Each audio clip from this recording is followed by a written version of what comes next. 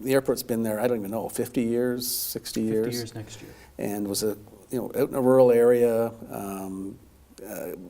on the river, which was kind of unique, and there's some cottagers down there and on the lower end of the Otonabee. And as the airport's grown, there's been some disruption to some of these folks, and right now the city... That was related to the flight school. Yeah, well, regular and actually, traffic. and Seneca Flight School, which obviously, maybe you should tell us that first. How many flights, and you hear about movements, and I know that means everything that's moved around might not be in the air, but how many flights a day are coming and going? How many were there 10 years ago, and how many would be there now? So last year we did what you talked about, Jay, movements, 51,000 movements. So a movement is a takeoff or a landing at the airport. Okay. So we were actually down a little bit last year from the year before. The year before we were at about 59,000. And a lot of that is flight school traffic, but it's not all flight school. It's people coming in, like I said, to visit the airport. It's our local guys going out for a flight. So it's a bunch of different things, including people flying in for the businesses as well. Yeah. So. 2007, we did 10,000 movements. So it's about 5 or 6 times. 10,000. This whole idea of, and the city's acquired some properties for that road. The road's open, by the way. It's quietly open. The airport road's opened up again, which goes cuts through the end of the runway. It's a great view of the airport, actually. Yeah. The city bought some properties there, and there's 7 properties where, my understanding from watching council, that the city has made offers to buy properties. Some people have sold their properties, some sold last year, but there seems to be some holdouts. And the city moved just this past week to get into the expropriation process, and I think people are saying they're hoping they'll negotiate.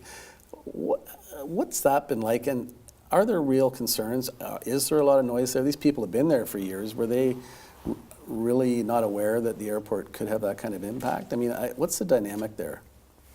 Yeah, so we can't talk about the expropriation because of the negotiations and dealings, but I think overall we can talk about how noise has increased, and it's when you take an airport that was doing 10,000 movements up to 55 or 60,000, there's going to be an impact. It's very difficult for us at the airport to have a lot of control over that because we can't control the airspace. We can't dictate where a plane can fly and where it can't.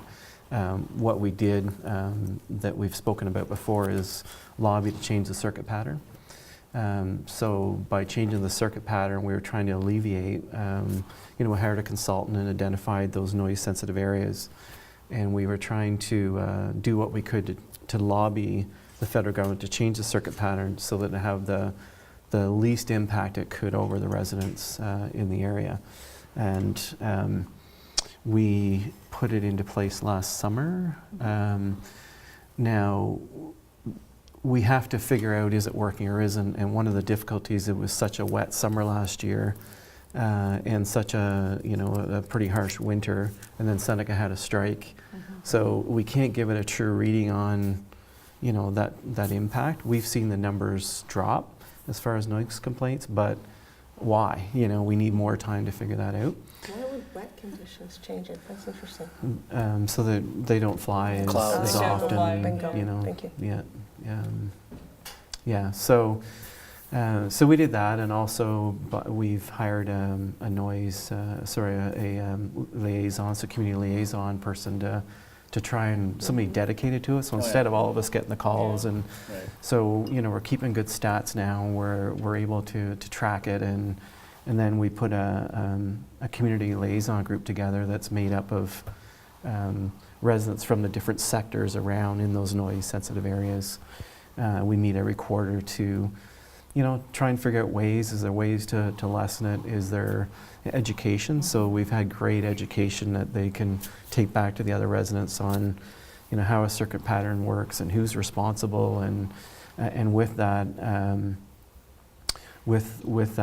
Seneca's at the table. So there's been great dialogue between Seneca and the residents. So for instance, when Seneca does night flying, now they're putting out a notice ahead of time to say, heads up, we're going to be out during these periods. So that transparency is, I think, really important with that as well. So it's like every other airport, and airport's growing. We're working hard, but we understand the frustration on the other Yeah, side too. the issue is that they're flying low, right? The students are training to fly lower, as I understand it, so they're closer to the houses than the other No. places? No, No. that's what the residents No. tell me, so Yeah, it's no, just the go fact ahead, that, Lucy. yeah, So please share. in a general circuit pattern, a circuit is legislated by Transport Canada. Yeah. So they're flying at certain heights, certain spacing, certain distances. It's not any higher or lower than it's Okay. supposed to be.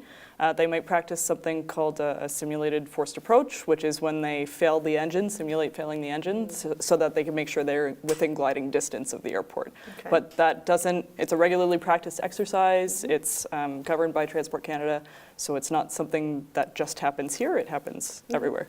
So it's pretty consistent with other airports. You know, and, Seneca's school previously was at Buttonville, Yep. which is surrounded by people. How were the noise complaints then? Have you ever, was that an issue there? Or, because, you know, Toronto or Markham, or wherever they are, just grew up right around that airport. I guess it's Markham, yeah. It's Markham.